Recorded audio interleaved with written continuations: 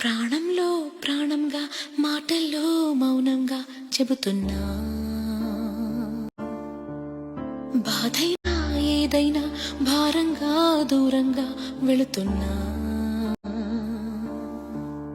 మొన్న కన్న కల నిన్న విన్న కథ రేపు రాదు కదా జత. ఇలా